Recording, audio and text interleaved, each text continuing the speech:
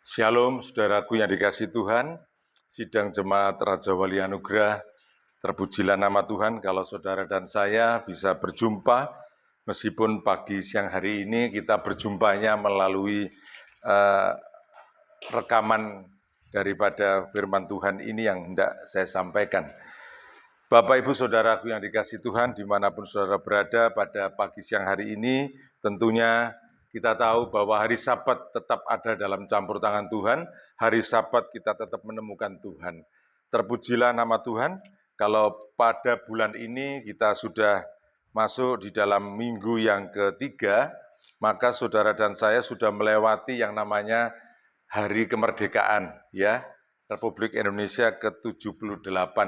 Tentunya ini menjadi jawaban doa bagi bangsa dan negeri kita. Sebelum kita merdeka, kita pasti menaikkan ya, orang tua kita, nenek moyang kita, menaikkan doa agar bangsa dan negeri ini dapat merdeka. Itu juga jawaban daripada Tuhan. Baik Bapak Ibu yang dikasihi Tuhan, pada pagi hari ini hari Sabat Tuhan, tanggal 20 Agustus tahun 2023 Masehi, saya ambil tema pada minggu ini di dalam jawaban Tuhan itu adalah bagaimana iman kita, ya. Jadi jawaban Tuhan itu juga bergantung bagaimana situasi kondisi iman kita. Kalau situasi dan kondisi iman kita benar-benar sungguh-sungguh berada dalam Tuhan, maka tentunya Tuhan akan menjawab apa yang menjadi kerinduan saudara dan saya. Baik, saya buka pada Kisah Para Rasul. Saya bacakan buat saudara, agak panjang saudara, karena ini di dalam Kisah 12, Kisah Para Rasul 12, ayat yang pertama sampai ayat yang ke-19, satu perikop ya. Perikopnya di sana dikatakan Yakobus mati, Petrus dilepaskan dari penjara. Kisah 12 ayat 1 sampai 19.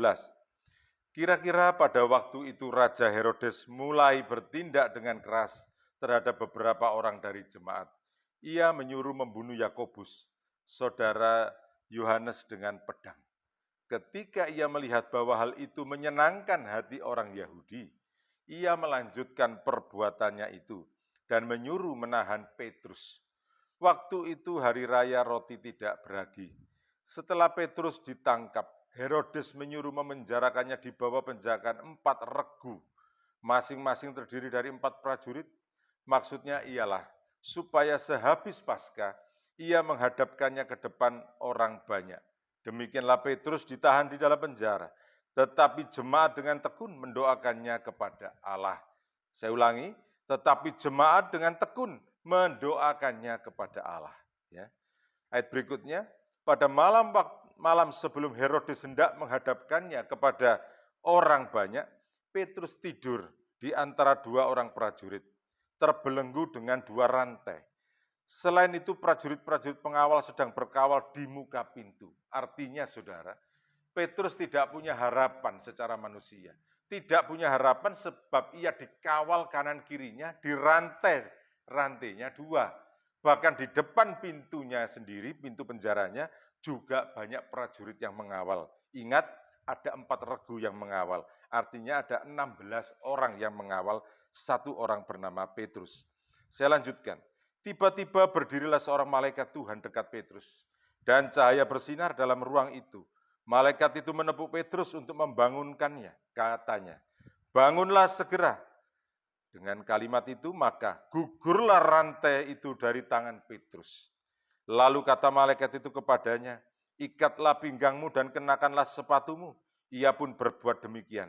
Lalu malaikat itu berkata kepadanya, kenakanlah jubahmu dan ikutlah aku. Lalu ia mengikut malaikat itu keluar dan ia tidak tahu bahwa apa yang dilakukan malaikat itu sungguh-sungguh terjadi. Sangkanya ia melihat suatu penglihatan. Ya. Setelah mereka melalui tempat kawal pertama dan tempat kawal kedua, sampailah mereka ke pintu gerbang besi yang menuju ke kota. Pintu itu terbuka dengan sendirinya bagi mereka. Sesudah tiba di luar, mereka berjalan sampai di ujung jalan, dan tiba-tiba malaikat itu meninggalkan dia. Artinya tugas malaikat sudah selesai. Membawa kepada jalan di luar penjara itu dan benar-benar dalam keadaan aman. Saya lanjutkan, dan setelah sadar akan dirinya, Petrus berkata, Sekarang taulah aku benar-benar bahwa Tuhan telah menyuruh malaikatnya dan menyelamatkan aku dari tangan Herodes dan dari segala sesuatu yang diharapkan orang Yahudi. Dan setelah berpikir sebentar, pergilah ia ke rumah Maria, ibu Yohanes yang disebut juga Markus. Ya, jadi Yohanes Markus. Di situ banyak orang berkumpul dan berdoa. Petrus berjalan dan dia menuju tempat di mana Ibu Yohanes tinggal, dan ternyata di situ masih banyak orang berkumpul dan berdoa, termasuk para murid lainnya. Saya lanjutkan, dan ketika ia mengetuk pintu gerbang, datanglah seorang hamba perempuan bernama Rode untuk mengetahui siapa yang mengetuk itu. Ia terus mengenal suara Petrus, tetapi karena girangnya, ia tidak membuka pintu gerbang itu, dan segera masuk ke dalam untuk memberitahukan bahwa Petrus ada di depan pintu gerbang. Saking senangnya saudara, sehingga Rode ini sampai lupa membukakan pintu. Justru dia menyampaikan kepada para murid lainnya dengan sukacita. Lanjut, kata mereka kepada perempuan itu, engkau menggigau, ya, engkau menggigau. Ya, dipikir Rode ini sedang dalam keadaan tidak sadar, karena tahulah mereka bahwa Petrus sedang dipenjara dengan pengawalan yang sangat kuat, yang sangat ketat, yang sangat berat untuk dilewati kalaupun dia melarikan diri. Akan tetapi ia tetap mengatakan bahwa benar-benar demikian. Kata mereka, itu malaikatnya. Artinya mereka tidak percaya bahwa itu Petrus, tapi itu adalah malaikatnya. Tetapi Petrus terus-menerus mengetuk, ya. Dia terus mengetuk, dan ketika mereka membuka pintu dan melihat dia, mereka tercengang-cengang, ya. Jadi keluarga daripada Maria ibu Yohanes Markus tadi dan seluruh para murid dan orang-orang yang berkumpul itu kaget, saudara, ya. Tidak percaya, tetapi Petrus memberi isyarat dengan tangannya supaya mereka diam. Lalu ia menceritakan bagaimana Tuhan menuntunnya keluar dari penjara. Katanya, beritahukanlah hal ini kepada Yakobus dan saudara kita. Lalu ia keluar dan pergi ke tempat lain. Pada keesokan harinya gemparlah prajurit-prajurit itu. Mereka bertanya-tanya, apakah yang telah terjadi dengan Petrus? Mereka tidak percaya, saudara. Rantainya double 2, dikawal kanan kiri, berlapis-lapis penjagaannya, tetapi tiba-tiba Petrus sudah berada di luar. Herodes menyuruh mencari Petrus, tetapi ia tidak ditemukan. Lalu Herodes menyuruh memeriksa pengawal-pengawal itu dan membunuh mereka. Jadi kasihan, ternyata pengawal yang tadi dirasa oleh Herodes tidak becus dibunuh semua. Karena mereka membuat Petrus kabur. Kemudian ia berangkat dari Yudea ke Kaisarea dan tinggal di situ. Bapak, Ibu, Saudara, ini mungkin jarang saudara baca, ya, karena jawaban inilah. Jawaban dari orang-orang percaya. Jawaban dari keluarga besar Yakobus yang ada, keluarga besar Yohanes yang ada, keluarga Markus yang ada, ya. Karena Yakobus telah mati, jelas sedih mereka. Satu sudah meninggal, dibunuh dengan pedang. Dan kemudian sebentar lagi Petrus. Bapak, Ibu, Saudara, orang yang sedang mengalami tekanan merasa bahwa mereka tidak punya pengharapan lagi. Tetapi hari ini firman Tuhan menyatakan dan hadir kepada saudara bahwa ternyata tidak ada yang mustahil. Petrus dikawal begitu kuatnya, begitu ketatnya, begitu amannya menurut pemandangan kita. Tetapi di dalam pemandangan Tuhan, saat mereka bersama-sama berdoa, ada satu kekuatan yang luar biasa. Sidang Jemaat Raja Wali Anugerah. Saat saudara dan saya mempunyai kerinduan yang sama, bertahun-tahun kita berdoa, dan satu ketika Tuhan pasti menjawab doa kita. Amin. Kerinduan kita adalah gedung gereja. Kerinduan kita adalah bagaimana kita ada di tempat yang benar-benar seperti yang dirindukan oleh kita semuanya, dan kita berdoa. Waktu dan saatnya memang milik kepunyaan Tuhan. Tuhan tahu waktu dan saatnya membebaskan Herodes itu hitungan jam, saudaraku. Karena waktu itu malam, dan kemudian besok paginya, Herodes akan memancung kepala daripada Petrus. Tetapi Tuhan sekali lagi, dia tidak pernah terlambat menolong kita, saudaraku. Dan oleh sebab itu, apapun pergumulan saudara dan saya, yang seolah-olah besok akan mati kita semuanya. Tetapi di dalam pemandangan Tuhan tidak demikian.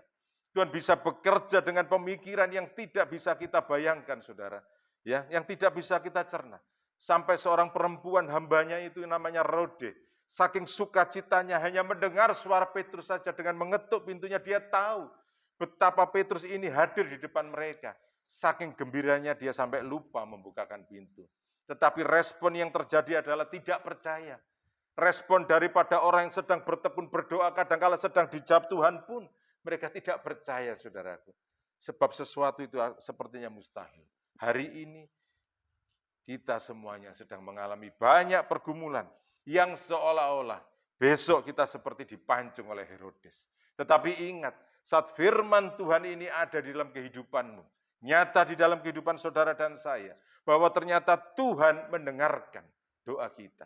Maka tema pagi hari ini saya katakan, bagaimana iman saudara dan saya? Bagaimana imanmu untuk menerima janji Tuhan ini, ya dan amin. Sehingga dengan demikian saudaraku, kita mengimani bahwa Allah sanggup menjawab doa dengan cara yang selalu tidak dapat kita duga. Ya, Tuhan tidak menjawab seperti yang saudara bayangkan. Tetapi Tuhan menjawab dengan cara-cara Tuhan yang ajaib, yang tidak pernah saudara duga sekalipun. Mungkin saudara punya keinginan dan minta kepada Tuhan, Tuhan kabulkan doa saya, kalau tidak ini ya berarti kalau opsi 1 gagal maka opsi B, opsi 2, kalau opsi 2 gagal opsi yang ketiga. Mungkin kita banyak mereka-rekakan kepada Tuhan. Tapi sekali lagi, imanmu itu yang harus berbicara. Sehingga kebenaran ini tidak terbatas sampai hari ini, tetapi sampai selamanya. Maka apa yang dikerjakan oleh orang-orang yang setia kepada Tuhan, seperti kepada Petrus, doanya dikabulkan. Bapak, Ibu, Saudara, di dalam Lukas ayat 18, ayat 8b. Ya, saya bacakan buat saudara sebagai ayat yang terakhir. Lukas 18 ayat 8b. Akan tetapi, jika manusia itu datang, adakah ia mendapati iman di bumi ini? Saya ulangi, akan tetapi jika anak manusia itu datang, adakah ia mendapati iman di bumi ini? Ini pertanyaan buat kita, saudaraku. Pertanyaan ini berlaku sampai hari ini. Sebab Tuhan rindu ada iman yang seperti Petrus dan semuanya itu. Tuhan rindu seperti keluarga Yohanes, keluarga Markus. Mereka berdoa bersungguh-sungguh, mereka punya iman. Tetapi kepada kita, Tuhan menanyakan, aku mau menjawab doamu sebenarnya. Tetapi kembali, imanmu yang belum teguh. Maka saudaraku dikasih Tuhan, teguhlah di dalam doamu, teguhlah di dalam kebenaran firman, maka satu ketika, kalau Tuhan menjawab, tidak seperti yang saudara duga. Seperti yang dikerjakan kepada Petrus. Puji nama Tuhan, saudaraku, sehingga pada bulan ini, engkau dapat menerima jawaban doa yang luar biasa, dan Tuhan menjawab dengan luar biasa. Puji nama Tuhan, Tuhan memberkati saudara. Haleluya.